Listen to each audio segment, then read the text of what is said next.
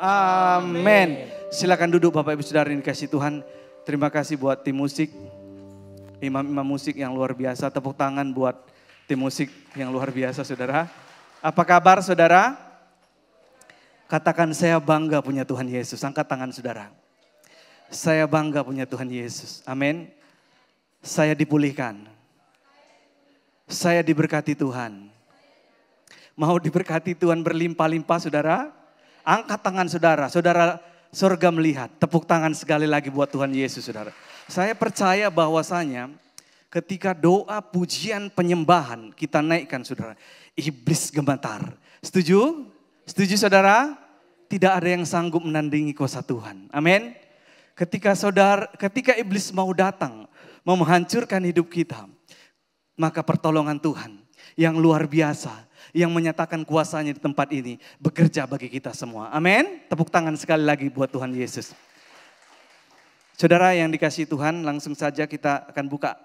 Terima kasih buat Bapak Gembala yang telah mempercayakan saya untuk menyampaikan kebenaran firman Tuhan tempat ini.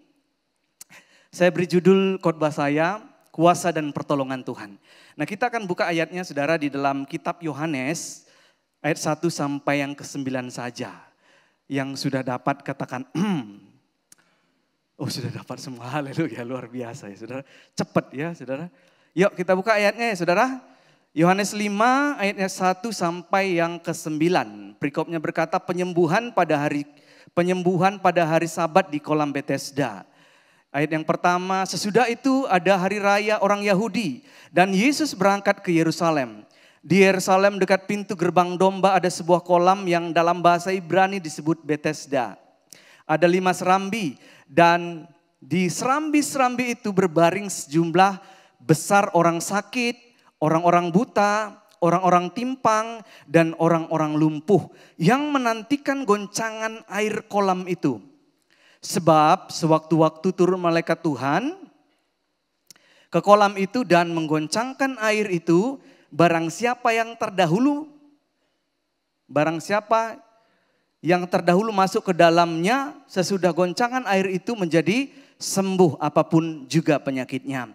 Di situ ada seorang yang sudah 38 tahun lamanya sakit. Ketika Yesus melihat orang itu berbaring di situ dan karena ia tahu bahwa ia telah lama dalam keadaan itu, berkatalah ia kepadanya, maukah engkau sembuh? Ayat yang ke-7. Jawab orang sakit itu kepadanya, Tuhan, tidak ada orang yang menurunkan aku ke dalam kolam itu apabila airnya mulai goncang. Dan sementara aku menuju ke kolam itu, orang lain sudah turun mendahului aku. Ayat yang ke-8. Kata Yesus kepadanya, bangunlah, angkatlah tilammu dan berjalanlah. Ayat yang terakhir, ayat yang 9 sama-sama ya saudara dengan penuh semangat saudara. 3, 2, 1. Dan pada saat itu juga sembuhlah orang itu. Lalu ia mengangkat tilamnya dan berjalan. Tetapi hari itu hari Sabat. Nah saudara yang dikasihi Tuhan, Alkitab ini mengisahkan, yang menceritakan ya saudara yang dikasihi Tuhan, di kolam Betesda ya saudara, yang dipercayai orang pada waktu itu ya ada 5 serambi saudara. Jadi Alkitab catat ya ada orang timpang, orang lumpuh, orang tuli, orang buta, segala macam penyakit saudara. Ya, yang parah-parah, yang kronis itu datang ke tempat itu. Ya, mereka meyakini bahwa ketika mereka masuk ke kolam tersebut, maka apapun penyakit mereka, mereka pasti sembuh. Nah, saudara yang dikasihi oleh Tuhan, ada orang buta, orang tuli, yang lumpuh. Nah, saudara yang dikasihi Tuhan, mereka berlomba-lomba. Ketika ada goncangan air itu saudara, maka mereka mulai berlari saudara, masuk ke kolam itu saudara. Tujuannya apa saudara? Ketika mereka yang sakit pasti disembuhkan. Ya saudara, terbukti bahwasanya yang lumpuh berjalan, yang tuli mendengar, bahkan yang penyakit kusta menjadi tahir saudara. Segala penyakit pokoknya saudara, apapun penyakitnya itu sembuh kalau masuk ke dalam kolam itu. Saudara yang dikasihi oleh Tuhan. Dan Alkitab catat, saudara yang dikasih Tuhan, ada orang yang 38 tahun ya. Lama enggak saudara? Yang sakitnya 38 tahun itu lumpuh saudara. Kita yang sakit 1 hari aja, Tuhan sakit Tuhan. Udah mulai ngomel ya saudara. Udah mulai bersungut-sungut ya saudara. Tapi di tempat ini enggak ada saudara. Penuh dengan senyum semua. Amin.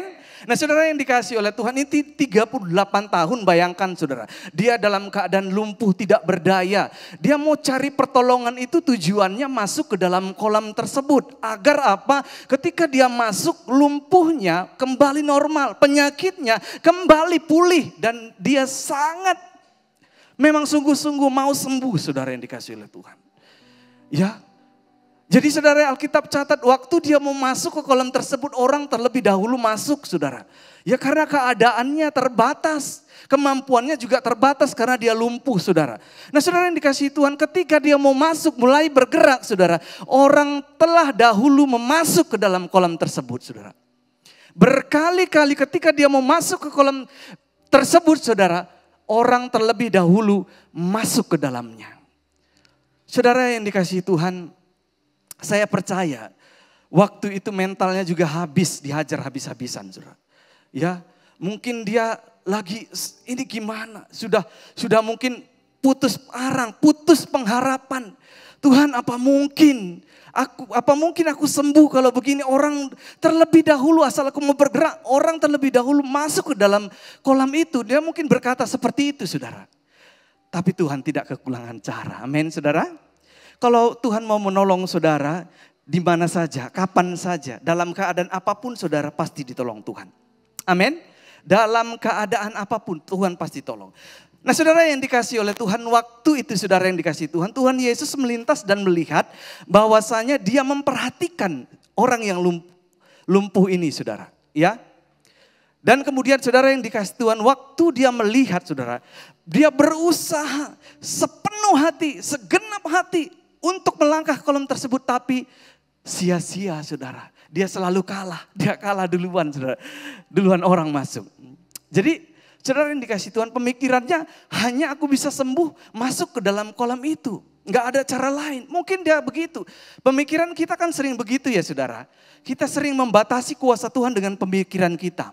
Dan kemudian saudara yang dikasih Tuhan, Tuhan Yesus menghampiri orang yang lumpuh ini. Dan dia berkata, Tuhan Yesus ini kalau dalam pelayanan saudara, selalu hatinya ini selalu gundah gulana, selalu penuh dengan kasih. Sehingga ketika ada orang yang lumpuh, dia berkata, maukah engkau sembuh? Kalau Tuhan Yesus ada di tempat ini, maukah anakku diberkati? Angkat tangan saudara, jangan malu-malu di hadapan Tuhan, jangan jaim-jaim. Tuhan lihat, Tuhan tahu, Tuhan pasti jawab. Amin saudara, Tuhan tahu apa yang menjadi keinginan saudara. Sama seperti orang lumpuh ini, keinginannya cuma satu, sembuh. Dan dia berpikir hanya masuk ke dalam kolam tersebut, kolam Betesda tersebut, dia sembuh. Tapi berbeda dengan cara Tuhan saudara. Ya Tuhan bilang maukah engkau sembuh? Jadi orang lumpuh ini berkata, Tuhan tidak ada yang menurunkan aku kolam tersebut. Ketika aku mau bergerak, orang terlebih dahulu masuk ke dalam kolam tersebut. Mungkin dia sambil nangis, Tuhan asal aku mau bergerak, orang duluan masuk. Tuhan Yesus berkata, maukah engkau sembuh? Setiap orang sakit pasti ingin sembuh ya saudara. Amin. Setuju ya saudara? Dia ingin sembuh. Dan Tuhan Yesus berkata, angkatlah tikarmu dan berjalanlah. Saudara, Tuhan Yesus mengatakan tersebut ya saudara dengan perkataan yang penuh kuasa saudara ya. Waktu dia hanya berkata, angkatlah tikarmu dan berjalanlah. Seketika itu juga saudara kuasa Tuhan dinyatakan, mujizat terjadi saudara. Saudara rindu mengalami mujizat saudara? Amin. Ya setuju, mau ya saudara? Nah saudara yang dikasih oleh Tuhan, waktu itu seketika juga 38 tahun, lama saudara. Seketika itu juga dia berjalan, berlari saudara. Dia senang saudara. Ya mungkin dia bersaksi ke sana kemari. Tapi waktu itu hari Sabat saudara. Nah saudara yang dikasih oleh Tuhan, Tuhan Yesus itu luar biasa saudara. Ya dia bukan hanya mau menyembuhkan penyakit seseorang. Tetapi dia juga mau menyelamatkan kita semua dengan sempurna. Amin. Mau masuk surga? Amin ya saudara. Ikut apa kata Tuhan Yesus? Apa katanya? Kita ikut. Amin. Saudara, setia dalam perkara yang kecil. Dan kita juga dipercayakan setia dalam perkara-perkara yang besar, saudara. Saudara yang dikasihi oleh Tuhan, terjadi mujizat yang luar biasa, saudara. Ya, sebab bagi Allah tidak ada yang mustahil. Kalau saat ini mungkin saudara mengalami sakit penyakit, ya, sama seperti orang yang lumpuh ini, minta sama Tuhan, berseru di kaki Tuhan. Dan saudara berlutut di kaki Tuhan, minta. Saya percaya saudara akan disembuhkan. Amin saudara. Kalau saudara mau diberkati secara finansial, minta sama Tuhan. Saudara diberkati untuk menjadi berkat. Ketika saudara diberkati oleh Tuhan, jangan lupa saudara. Ada tujuan Tuhan untuk memberkati saudara. Agar saudara memberkati orang lain. Ketika Tuhan memberkati saudara, jangan sombong saudara. Ya, saudara tahu waktu kejadian Lucifer yang diusir oleh Allah ketika dia sombong. Dia mau menyamai Allah saudara. Ketika pujian penyembahannya itu saudara memang luar biasa. Ya, tapi karena ketika kesombongannya itu luar biasa saudara. Tuhan usir dia. Kita jangan jadi orang sombong, amin. Kalau kita diberkati semua karena Tuhan, amin. Kalau kita bisa semua karena Tuhan, amin saudara. Semua bagi Tuhan. Beri kemuliaan bagi Tuhan Yesus yang luar biasa. Nah, dan di akhir zaman ini juga Tuhan Yesus mau menyelamatkan banyak jiwa-jiwa saudara. Ya, ketika kita sudah diselamatkan oleh Tuhan, kita juga rindu ya orang-orang yang ada di luar sana juga diselamatkan. Amin. Saudara yang dikasihi Tuhan, waktu Petrus disuruh oleh Tuhan ya untuk menjala ikan waktu itu saudara. Petrus itu sehari-harian mencari ikan dan dia saudara sudah pengalaman di bidang pelayan tentang laut saudara. Ya. Tapi Alkitab catat waktu itu ketika dia menjala ikan, dia tidak dapat apa-apa. Sepanjang hari padahal dia sudah pengalaman ya. Dia sangat ahli ya saudara tentang menjala ikan. Suatu ketika juga Tuhan Yesus datang dan melihat Petrus, dia berkata, karena dia lihat dalam perahu mereka enggak ada ikan. Saudara yang dikasihi Tuhan, Tuhan Yesus bilang begini, tebarkanlah jalamu di sebelah kanan. Sudah berkali-kali ya saudara, dari pagi itu Petrus itu udah menebarkan jalan di sebelah kanan. Berkali-kali saudara, tapi enggak ada hasilnya saudara. Tapi ketika Tuhan suruh, dia bilang tebarkan jalamu di sebelah kanan. Waktu Petrus taat dan melakukan apa yang Tuhan suruh saudara, hasilnya beda saudara. Dan dia tebarkan jala di sebelah kanan. Alkitab catat ikan yang dia dapat sampai penuh saudara. Jala mereka mulai koyak. Amin saudara. Mulai koyak saudara. Siapa yang nyuruh saudara? Tuhan saudara. Jadi kalau kita disuruh Tuhan, apa yang Tuhan perintahkan, taat aja saudara. Hasilnya pasti luar biasa. Amin. Hasilnya pasti dahsyat saudara. Nah saudara yang dikasihi oleh Tuhan dan akhirnya saudara yang dikasihi Tuhan. Waktu Petrus mendapatkan ikan sejumlah banyak ikan saudara. Maka dia berkata kepada Tuhan, ampunilah dosaku, aku banyak dosa Tuhan. Nah akhirnya saudara yang dikasihi Tuhan. Tuhan Yesus itu membawa dia menjadi penjala manusia. Ya, menjadi penjala manusia. Untuk membawa jiwa-jiwa datang kepada Tuhan. Amin saudara. Saudara rindu untuk menjadi pemberita firman Tuhan, menyampaikan kabar selamat tentang Tuhan Yesus. Amin ya saudara, mau ya bersaksi ya saudara, jangan malu. Orang Kristen jangan malu bersaksi tentang kebaikan Tuhan. Terserah orang menilai apa, yang penting bersaksi aja. Biar Tuhan dipermuliakan, biar Tuhan disenangkan. Amin saudara. Dan saya percaya bahwasanya banyak kesaksian-kesaksian hidup saudara. Mungkin saudara dulu ditolong Tuhan. Mungkin dalam saudara mengalami masalah-masalah yang berat. Tuhan tolong saudara. Dan saya percaya ketika Tuhan menolong saudara sekali, pasti dia akan menolong saudara untuk berikutnya. Amin. Tepuk tangan buat Tuhan Yesus yang luar biasa. Saudara yang dikasihi oleh Tuhan, Tuhan Yesus itu rindu di hari-hari ini. Ya, banyak jiwa-jiwa yang tersesat, saudara. Dia ingin selamatkan. Dia mau pakai kita. Amin. Pakai kita untuk bertolak ke tempat yang lebih dalam, saudara. Untuk menjangkau banyak jiwa, saudara. Bersaksi bagi Tuhan, saudara. Ya, bersaksi bagi kemuliaan Tuhan. Agar saudara yang dikasihi Tuhan, nama Tuhan dipermuliakan, nama Tuhan ditinggikan. Amin, saudara. Di dalam 2 Korintus 5 ayat 17. Jadi siapa yang dalam Kristus ia adalah ciptaan baru. Yang lama sudah berlalu. Sesungguhnya yang baru sudah datang. Nah, ikut Tuhan Yesus ini saudara, ada namanya pikul salib, sangkal diri saudara. Ikut Tuhan Yesus ini ada masalah, benar ada masalah. Tapi ikut Tuhan Yesus juga ada mujizat. Dan ikut Tuhan Yesus saudara, ada masalah dan ada mujizat. Itu satu paket. Tepuk tangan buat Tuhan Yesus saudara. Ya, jadi jangan takut kalau saudara punya masalah saudara. Di balik masalah Tuhan sudah menyediakan berkatnya. Amin. Di balik masalah saudara nggak berjalan sendiri kok. Amin. Ya, Roh Kudus dalam bahasa Ibrani, proktekos, dan bahasa Latinnya proktekus. Ya, artinya adalah penolong dan pembela. Ya, tugas Roh Kudus itu saudara penolong dan membela saudara. Dia menghibur saudara ketika saudara nangis. Mungkin saudari disakiti. Sakit kali Tuhan aku dibuatnya Tuhan. Sakit kali rasanya. Sakitnya di mana? Di sini.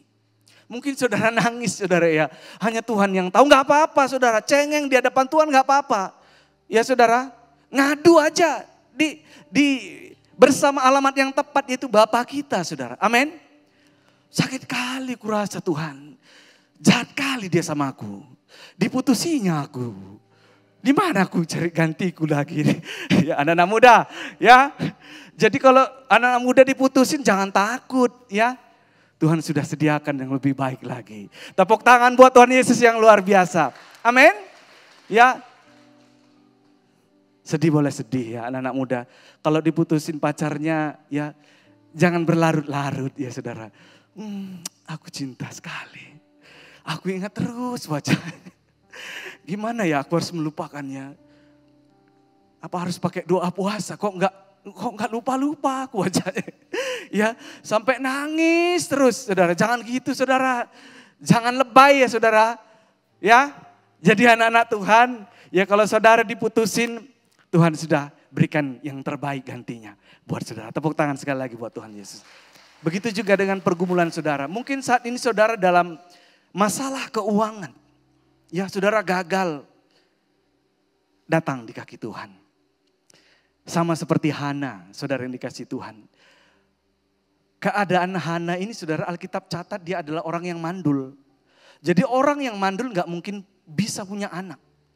Orang banyak menjelekkan dia, merendahkan dia. Itu dasar mandul gak bisa punya anak. Kasian ya saudara, udah punya masalah ya. Ditambah lagi punya masalah ya saudara. Mentalnya gimana, harus kuat-kuat ya. Tapi Hana menghadapi itu. Tuhan izinkan saudara. Ya, dibilang mandul, gak punya anak. Mana bisa punya anak, gak mungkin saudara. Tapi waktu Hana saudara yang dikasih oleh Tuhan. Dia punya masalah yang saudara yang berat saudara yang dikasih Tuhan. Kemana dia lari saudara? Kemana dia mengadu saudara? Maka Hana waktu dia memiliki masalah. Dia datang di kaki Tuhan. Dia berlutut saudara. Dia datang kepada alamat yang tepat. Dia tersungkur, dia berseru, dia minta. Dia curahkan segala isi hatinya. Kepada siapa saudara? Tuhan. Alamat yang tepat saudara. Kata orang mana mungkin bisa orang mandul itu melahirkan. Kalau manusia bilang mungkin gak bisa. Tapi Tuhan bilang bisa. Amin. Sebab bagi Allah tidak ada yang mustahil. Waktu Hana berseru kepada Tuhan, Yeremia 17 ayat 7, diberkatilah orang yang mengandalkan Tuhan. Yang menaruh harapannya pada Tuhan. Kalau saudara menaruh harapan saudara sama Tuhan, percayalah saudara tidak akan kecewa. Amin. Kalau saudara menaruh harapan saudara kepada manusia, alamatnya pasti kecewa. Karena manusia terbatas, saudara. Amin. Waktu Hana datang ke hadapan Tuhan, tuh dia curhat, Tuhan aku enggak memiliki anak. Tapi ketika nanti aku pingin punya anak nanti engkau berikan aku anak, aku akan persembahkan anak itu menjadi pelayan Tuhan. Dia bernajar. Dia ucapkan segala isi hatinya, kemauannya, saudara. Dan dia bilang sama Tuhan, Matius 7:7, mintalah maka kamu akan diberi. Carilah maka kamu akan mendapat, ketuklah maka pintu akan dibukakan bagimu. Kalau kita minta sama Tuhan, Tuhan kasih, saudara. Dan waktu itu Hana bernajar, dia minta, Tuhan kalau nanti aku punya anak, aku serahkan dia menjadi pelayan Tuhan. Tuhan dengar, saudara. Nah, banyak orang yang kecewa, saudara. Ya dibilang Hana gak bisa punya anak, akhirnya saudara Tuhan mengaruniakan dia anak. Siapa nama anak Hana, saudara? Samuel, saudara. Suami Hana namanya Elkana. Waktu dia lahir di usia 4-5 tahun, saudara. Maka Hana ini sudah bernazar. Dia bilang kalau nanti anakku ini lahir, aku persembahkan untuk Tuhan. Mulai dari kecil sampai dia besar, sampai akhir tuanya. Dia tepati janjinya. Saudara kalau berjanji sama Tuhan mau tepati ya saudara. Walaupun sulit gak apa-apa saudara. Ya. Amin saudara. Mungkin saudara ada berjanji sama Tuhan. Mungkin dalam hati. Tapi walaupun dalam hati sekalipun Tuhan itu tahu. Amin. Karena dia maha tahu. Kita gak usah ngomong. Dia tahu. Daud bilang ketika aku berbaring kau tahu. Ketika aku berjalan engkau tahu Tuhan. Ketika aku tidur engkau tahu. Tuhan yang paling tahu hidup kita saudara. Amin. Sampai hari kematian kita pun waktunya. Sini anakku. Mari kemari. Waktumu sudah tiba. Kita bilang gak bisa. Kalau kita bilang Tuhan tunggu dulu.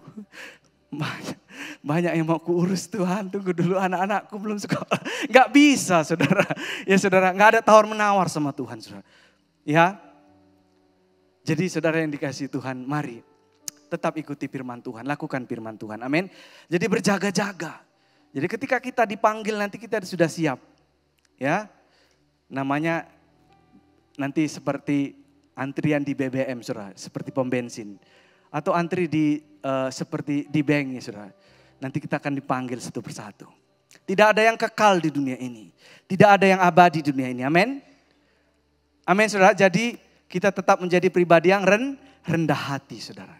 Kalau diberkati Tuhan secara berlimpah-limpah. Saya percaya ada tujuan Tuhan untuk memberkati kehidupan saudara. Jadilah berkat bagi orang lain. Amin. Tetap rendah hati. Tetap andalkan Tuhan. Jangan sombong. Ya. Ini semua titipan harta benda, jabatan. Ya. Mungkin jabatan saudara, pangkat saudara tinggi. Ya. Mungkin kombes. Ya. Mungkin uang saudara banyak. Kebun sawit saudara mungkin sampai puluhan hektar ya saudara. Tapi tetaplah menjadi pribadi yang rendah hati. Semua datangnya dari Tuhan. Amin saudara. Semua datangnya dari Tuhan. Hanya titipan, kita pengelola. Tuhan suruh agar kita memiliki hati yang bijaksana. Ada waktunya nanti kita juga mempertanggungjawabkan semua apa yang kita miliki di dunia ini. Amin, setuju ya saudara? Saya percaya saudara adalah memiliki hati yang bijaksana. Sesuai dengan apa yang Tuhan inginkan. Ya saudara yang dikasihi Tuhan. Hana akhirnya saudara. Dia memiliki anak yang namanya Samuel. Akhirnya dia persembahkan anaknya itu ke tabernakel. Tempat tabut Tuhan. Untuk melayani Tuhan. Karena dia sudah bernajar. Dia tepati janjinya. Saudara. Dan mulai dia kecil sampai besar. Di bawah pengawasan imam besar Eli. Imam besar Israel saudara. Dan dia dibimbing, dimentori oleh Imam Eli. Dan dia menjadi nabi yang luar biasa dipakai Tuhan. Saudara tahu siapa yang diurapi oleh nabi yang besar ini ketika dia sudah besar? Ada 2 raja yang diurapi oleh Nabi Samuel. Yang pertama Saul, yang kedua Daud.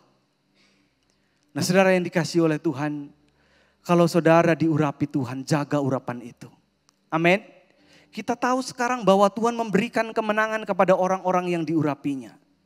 Ya, orang yang diurapi Tuhan adalah orang yang disertai Tuhan. Jadi kemanapun kita melangkah, kita percaya kita aman dalam perlindungan Tuhan. Amin. Kita aman dalam perlindungan Tuhan. Dijauhkan dari yang jahat. Segala macam yang jahat Tuhan jauhkan dalam hidup kita. Tuhan limpahkan berkat-Nya kepada saudara. Amin. Amin saudara. Kok agak lemes. Aminnya kurang kencang saudara. Amin ya saudara. Amin ya saudara. Jadi tugas kita, mari saudara. Untuk bersaksi dimanapun kita berada. Menceritakan kebaikan Tuhan Yesus. Ceritakan kebaikan Tuhan Yesus. Bersaksi kepada teman keluarga kita, kerabat-kerabat kita. Menjadi lilin-lilin kecil. Kita bercahaya saudara. Ya, kita dipakai Tuhan. Bangkitlah dan menjadi teranglah. Sebab terangmu sudah datang. Jadi Yesaya berkata bangkitlah dan menjadi teranglah. Saudara dipakai Tuhan menjadi terang saudara. Kalahkan yang gelap saudara. Ya saudara yang dikasihi Tuhan, kita jangan ikut-ikut dunia ini saudara. Kalau ikut-ikut dunia ini kita bisa binasa saudara. Amin. Kita beda jalur. Yang gelap, gelap. Yang terang, terang. Jalan Tuhan, jalan Tuhan. Kalau jalan yang jahat jangan kita ikuti. Saya percaya ketika kita melangkah dengan segenap hati mengikuti firman Tuhan, kita akan sampai kepada tujuan. Amin. Tujuan kita sampai di surga. Tuhan Yesus memberkati kita semua.